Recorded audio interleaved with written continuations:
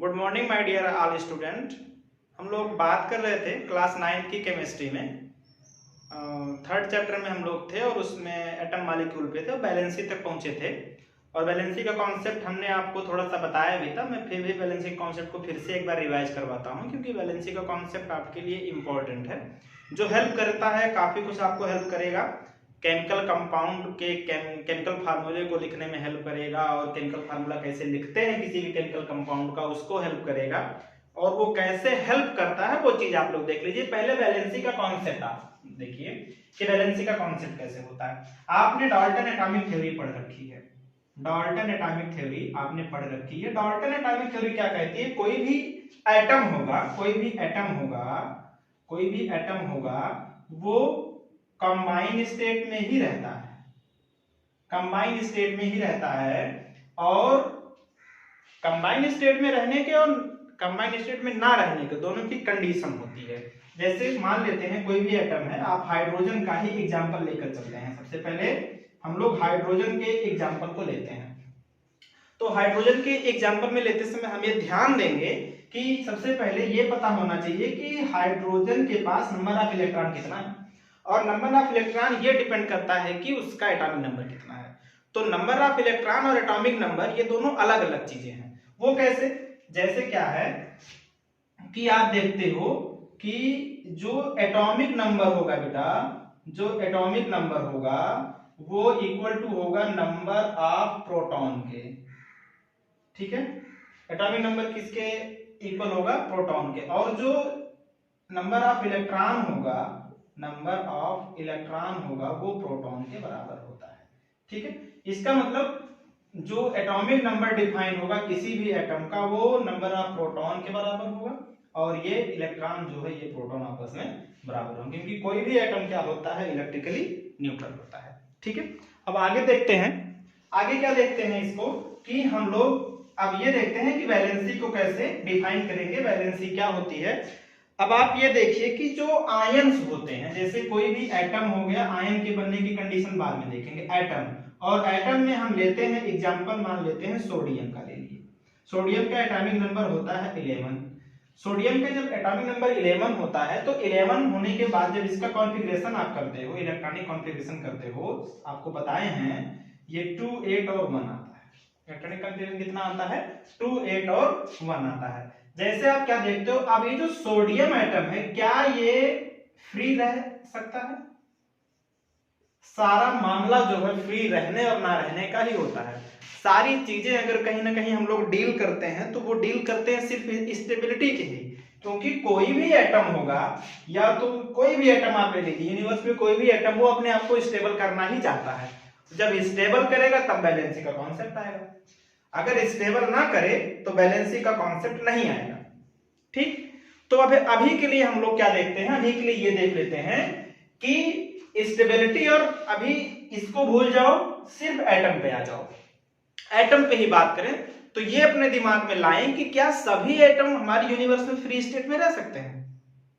जितने एटम हैं वो क्या सभी एटम हमारे यूनिवर्स में फ्री स्टेट में रह सकते हैं? नहीं होते हैं। आपको पढ़ाया जाता है कि एटम हमेशा फ्री स्टेट में नहीं मिल सकता है, कहीं कहीं मिलता भी है, जैसे नोबेल गैसेस मिलते हैं फ्री स्टेट में, लेकिन एटम जो होता है वो कभी फ्री स्टेट में नहीं मिल सकता है। मैक्सिमम आप देखते हो कैसे, हम लोग क्यों कहते हैं? क्योंकि उसकी स्टेबिलिटी नहीं होती।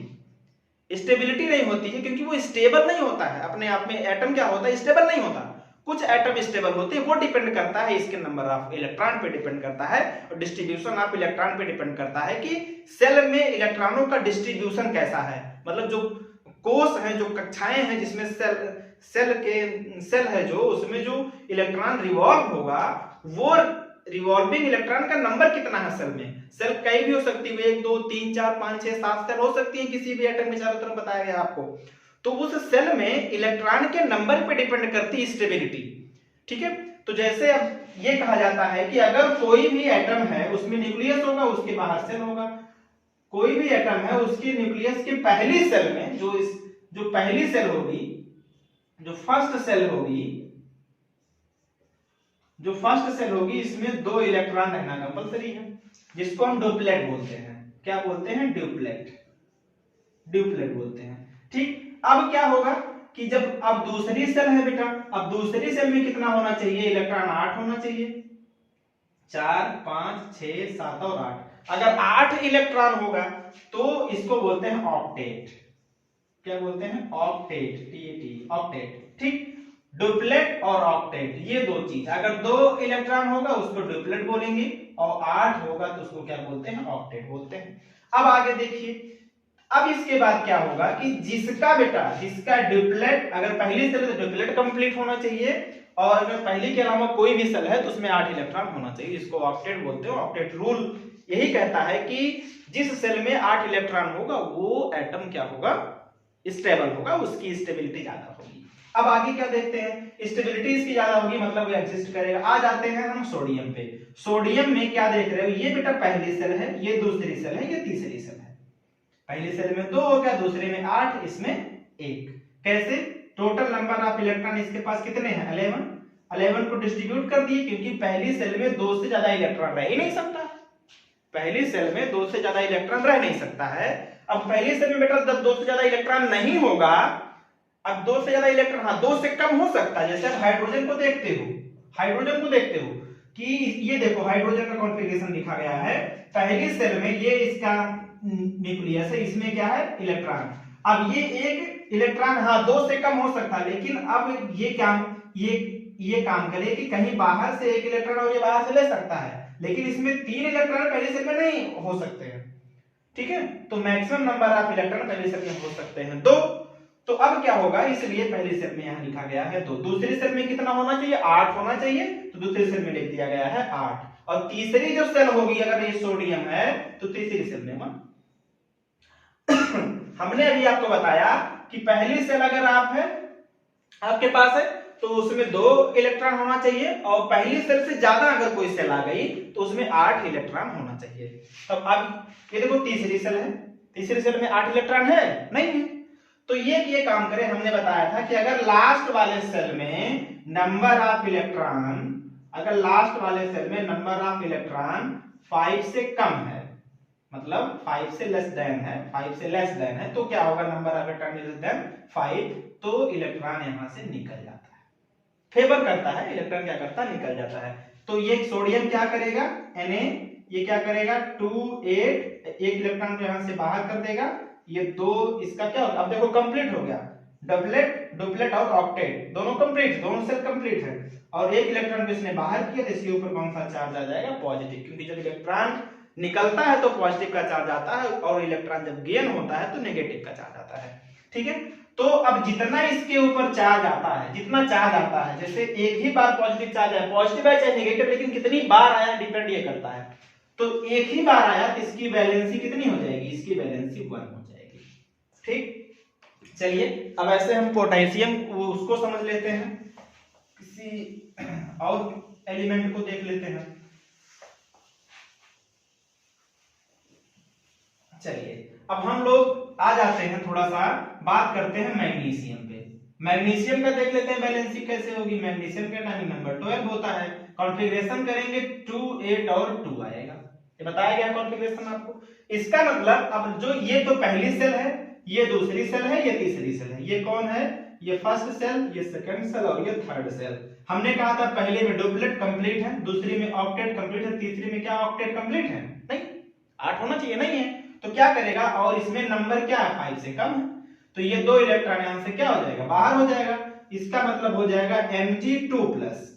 भाई 2 इलेक्ट्रॉन बाहर हुआ ना, तो Mg2+ हो गया और 2 8 इसका कॉन्फ़िगरेशन ये हो गया। इसकी वैलेंसी आप कैसे लिखेंगे? कितना प्लस चार्ज आया है इसके ऊपर? 2 पॉजिटिव चार्ज आया है। जैसे Mg को ऐसे भी आप लिख सकते हो प्लस प्लस, एक बार ये प्लस एक बार ये प्लस, तो टोटल चार्ज कितनी बार आया है? 2 बार आया। 2 इसकी क्या हो जाएगी? वैलेंसी। वैलेंसी इसकी कितनी हो जाएगी? 2। इसका मतलब Mg की वैलेंसी कितनी होती है? 2 होती है। ठीक है, क्लोरीन का देख लीजिए। क्लोरीन का एटॉमिक नंबर 17 होता है। कॉन्फ़िगरेशन करेंगे तो 2 8 और 7 आएगा। अब देखिए, अब यहां सोचने वाली बात है कि पहले वाले सेल में हो गया 2, दूसरी वाली सेल में हो गया 8, तीसरी वाली सेल में भी 8 होना चाहिए, 8 होना चाहिए। लेकिन होगा क्या कि अब यहां पे क्या है बेटा कि ये 7 इलेक्ट्रॉन को या तो बाहर कर दे, 7 इलेक्ट्रॉन को, या तो कहीं से एक इलेक्ट्रॉन को ले ले।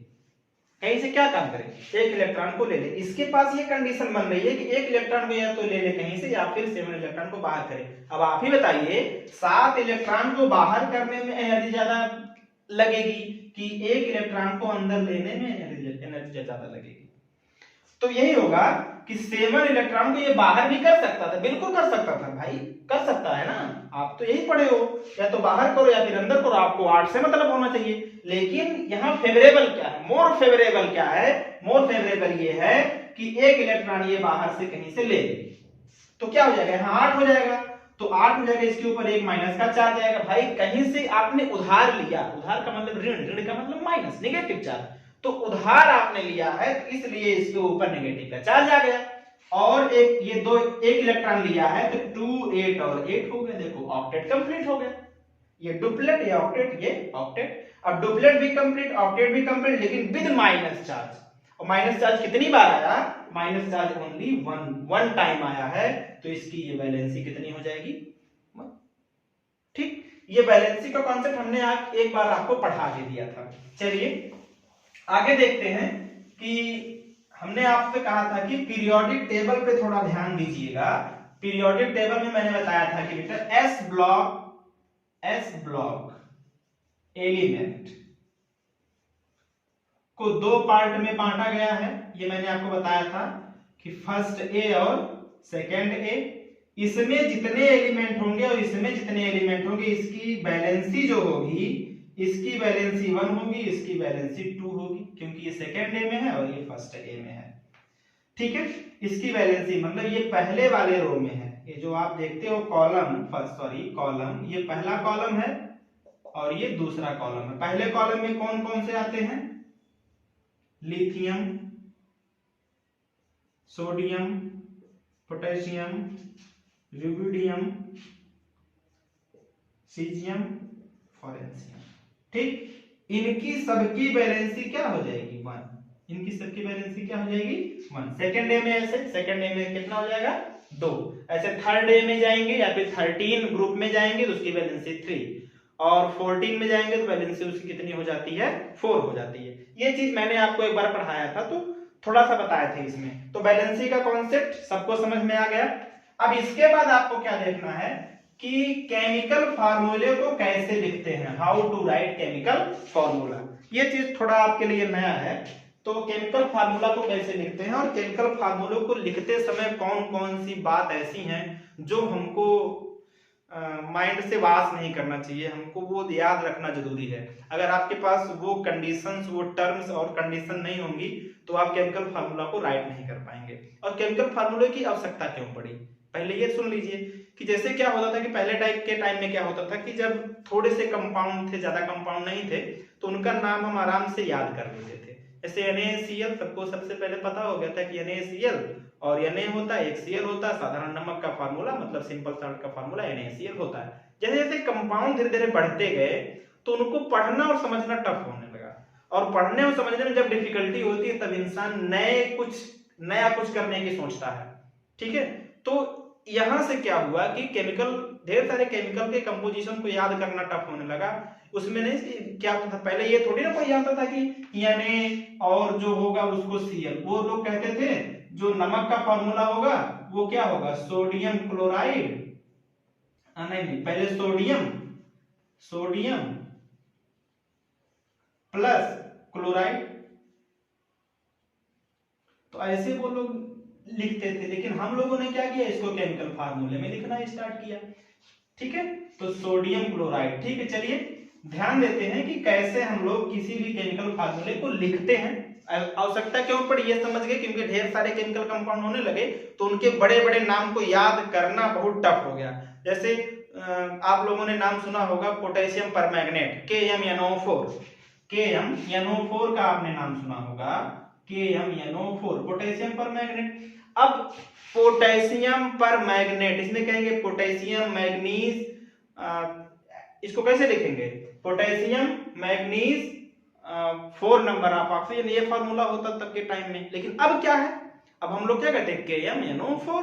तो क्या हो गया, हमने इजी वे में कुछ लेकर आए, केमिकल फार्मूले को इजी वे में लिखने की कोशिश करी।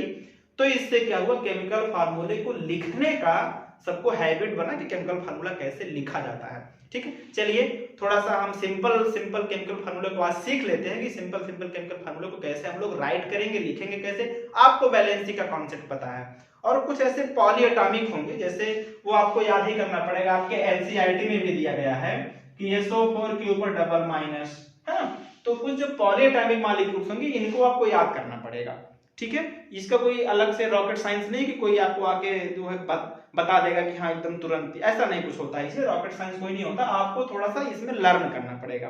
ठीक है, आप बाकी आगे चल के तो जान ही जाएंगे कि अभी हाई क्लास में जाएंगे तो और अच्छे से पता चलेगा आपको, लेकिन अभी के लिए आपको कुछ पॉली एटॉमिक का मैं बताऊंगा तो उसको आपको खुद को याद करना पड़ेगा। पहले सिंपल छोटे छोटे केमिकल फार्मूले से स्टार्टिंग करते हैं कि जैसे हमको केमिकल फार्मूला लिखना है हाइड्रोजन क्लोराइड का।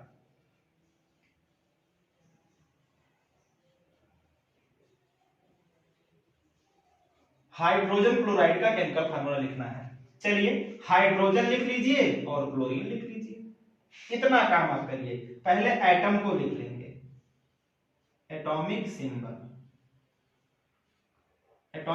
को लिख लेंगे, उसके बाद वैलेंसी लिखेंगे। चलिए वैलेंसी की कॉन्सेप्ट पे आते हैं। हाइड्रोजन की वैलेंसी कितना होती है? हमने बताया था कि हाइड्रोजन की वैलेंसी 1 होती है। कैसे आप निकाल सकते हो? H कॉन्फ़िगरेशन करेंगे तो 1 आएगा। पहली सेल में क्या है, कहीं से ये एक को ले ले या फिर एक को बाहर कर दे। भाई एक को ले ले, पहली सेल में डुप्लेट होना चाहिए, एक इलेक्ट्रॉन लेगा तो हाइड्रोजन के ऊपर, अगर ये एक लेगा तो माइनस आएगा, और एक को अगर बाहर कर देगा तो हाइड्रोजन के ऊपर प्लस आएगा। लेकिन आ रहा है एक ही बार, हमने बताया था ना नंबर आप हम देखें कितनी बार आता है, तो इसकी वैलेंसी दोनों केस में हो जाएगी 1। चलिए क्लोरीन पे आते हैं। क्लोरीन का बताया गया था 17 हो गया, इसका हो जाएगा 2, 8 और 7। अब ये क्या करता है कि बाहर से कहीं से एक इलेक्ट्रॉन को ग्रहण कर लेता है, एक इलेक्ट्रॉन को गेन कर लेता है। जब ये गेन करेगा तो Cl के ऊपर एक माइनस का चार्ज आ जाएगा, तो इसकी वैलेंसी कितनी हो जाएगी 1। इसकी वैलेंसी मतलब हाइड्रोजन की वैलेंसी 1, इसकी भी वैलेंसी 1, तो इसकी वैलेंसी यहाँ को लिख देते हैं। होता क्या है, समझते हैं कि जब केमिकल फार्मूला हम लोग लिखते हैं तो इसका क्रॉस मल्टीप्लाई कर देते हैं, मतलब इसकी वैलेंसी को इसके नीचे लिख देते हैं और इसकी वैलेंसी को इसके नीचे लिख सकते हैं। जब केमिकल फार्मूला जो इसका बनेगा वो आपका बन जाएगा H1Cl1, है ना। H1Cl मतलब हाइड्रोजन क्लोराइड का फार्मूला ये बनेगा। तो 1 1 ये तो अंडरस्टूड ही होता है, कोई चीज 1 नहीं लिखा है, मैथ में आप लोगों ने पढ़ा होगा। 4 लिखा, इसको हम लिख सकते हैं 1 into 4। 5 लिखा तो इसको लिख सकते हैं 1 into 5। तो ऐसे केमिस्ट्री में क्या होता है, जब ये दोनों सेम होते दोनों को क्या कर देते हैं, कैंसिल आउट कर देते हैं एक दूसरे, मतलब HCl किसका फार्मूला हो जाएगा, हाइड्रोजन क्लोराइड का। चलिए अब इसके बाद हमको जैसे केमिकल फार्मूला लिखना हो मैग्नीशियम क्लोराइड का।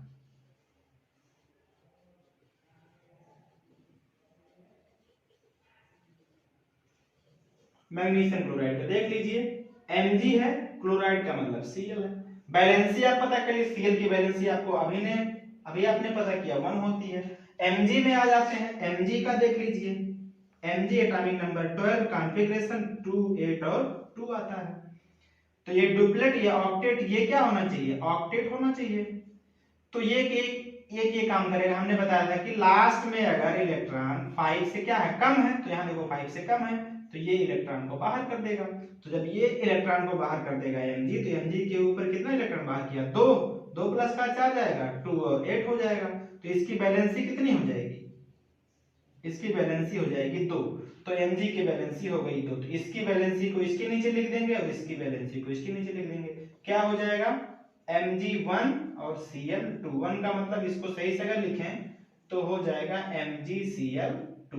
MgCl2 किसका फार्मूला है, मैग्नीशियम क्लोराइड का। ठीक, चलिए ऐसे एग्जांपल्स करते हैं तो और हमको धीरे धीरे समझ में आता जाएगा कि एग्जांपल्स को कैसे सॉल्व करते हैं। देखिए ये हो गया आपके पास। अब आपके पास क्या लिखा है, PCl3। ऐसे आपको हमने कहा फास्फोरस ट्राइक्लोराइड का फार्मूला लिखो।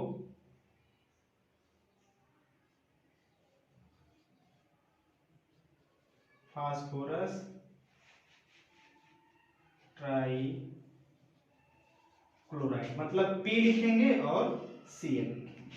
ठीक, अब क्या होगा, फास्फोरस का एटॉमिक नंबर कितना होता है 15। इसकी वैलेंसी Cl की तो 1 ही होगी। फास्फोरस की हमको पता करना है, कैसे करेंगे, फास्फोरस एटॉमिक नंबर इसका कितना होता है 15, कॉन्फ़िगरेशन 2, 8 और 5। देखिए 5 से कम होना चाहिए, मतलब 5 से ज्यादा है तो ये क्या करेगा, 3 इलेक्ट्रॉन बाहर से ले लेगा। जब 3 इलेक्ट्रॉन बाहर से ले लेगा तो P के ऊपर कितना माइनस आएगा, 3 माइनस आ जाएगा, 3 माइनस, और ये हो जाएगा 2, 8 और 8। देखिए duplet octet octet, octet complete है, ऑक्टेट कंप्लीट होगा तो स्टेबल होगा। इसका मतलब इसकी वैलेंसी कितनी हो जाएगी 3, क्योंकि 3 टाइम क्या आया, माइनस का चार्ज आया है। तो इसकी वैलेंसी को इसके नीचे लिख देंगे और इसकी वैलेंसी को इसके नीचे लिख देंगे, तो क्या हो जाएगा P और Cl3, फास्फोरस ट्राइक्लोराइड का फार्मूला ये हो गया। और एक होता है, जैसे अब आप देख लीजिए MgCl2 हमने बता दिया, कौन कौन सा बताया, HCl बता दिया, MgCl2 बता दिया, और आपको क्या कह दिया कि देख लीजिए NaCl, सोडियम क्लोराइड कैसे लिखेंगे, सोडियम क्लोराइड। तो ये सोडियम क्लोराइड का आप करिएगा, आसान है, ठीक। और आ जाइए H2S देख लीजिए, H2S, ठीक, इसको बोलते हैं H2S। कैसे आएगा वो देख लीजिए, इसका क्या होता है, hydrogen sulphide, hydrogen sulphide, PHIDE, hydrogen sulphide. देख लीजिए, हाइड्रोजन लिख दीजिए, सल्फर लिख दीजिए। अब क्या होगा, हाइड्रोजन की वैलेंसी तो 1 होती है, सल्फर की वैलेंसी कैसे पता करें, सल्फर का देख लीजिए एटॉमिक नंबर होता है 16, 2, 8 और 6। भाई लास्ट वाले में 6 है, मतलब ये 2 इलेक्ट्रॉन को क्या करे, बाहर से ले ले, तो S डबल माइनस हो जाएगा, 2, 8 हो जाएगा, ऑक्टेट देखो कंप्लीट है, डबल माइनस का चार्ज आ गया। इसका मतलब इसकी वैलेंसी हो जाएगी 2, इसकी वैलेंसी इसके नीचे, इसकी वैलेंसी इसके नीचे, आपका क्या हो जाएगा H2S, ठीक। तो हमें लगता है आपको बैलेंसी का कॉन्सेप्ट जो कि मैं पहले क्लास में आपको पढ़ा भी चुका हूं, और यहाँ पे राइट टू केमिकल फार्मूला, कैसे केमिकल फार्मूला को लिखते हैं, और उसको लिखने का थोड़ा मैंने आपको बता दिया है। इससे संबंधित जो आपके बुक में एग्जाम्पल दिए गए होंगे उसको आप करिएगा, और बाकी मैं होमवर्क इसका आपको ग्रुप में प्रोवाइड करूंगा, ठीक है। आप लोग पढ़ते रहिए, ध्यान से पढ़िए ऑनलाइन क्लास में, क्योंकि ऑनलाइन क्लास में क्या होता है कि आप टीचर से डायरेक्ट इंटरेक्ट नहीं होते हो, ऑनलाइन प्लेटफॉर्म के थ्रू आप डायरेक्ट में इंटरेक्ट होते हो। तो क्या होता है कि ऑनलाइन में आपका डिस्ट्रैक्शन ज्यादा होता है, तो कोशिश करिएगा आपको डिस्ट्रैक्शन कम हो और टोटली आप अपने क्लास पे क्या रहें, उसी की तरफ ओरिजिनेटेड रहें, उसी की तरफ आपका अलाइनमेंट रहे। ऐसा ना हो कि जो फोन चलाते समय आप गेम खेलने लगो, ठीक है। तो जिस टाइम आपका पढ़ने का, जैसे आप विद्यालय में पढ़ते थे 9 बजे से लेकर के 3:20 तक, तो आप 9 बजे से लेकर 3:20 तक घर पे ही, ये समझिए हमारा स्कूल हमारे घर पे ही चल रहा है। तो वैसे आप अपने दिमाग में इसी चीज को फील करिए, हम स्कूल में हैं और हमारे जैसे स्कूल में बैठते थे पढ़ते थे, वैसे हम अपने पढ़ाई को क्या करिए, करते रहिए, और हम लोग तो आपके लिए अवेलेबल हैं ही, ठीक है। चलिए बहुत बहुत धन्यवाद, पढ़ते रहिए, और इसका होमवर्क हम आपको प्रोवाइड कर देंगे ग्रुप में। Thank you.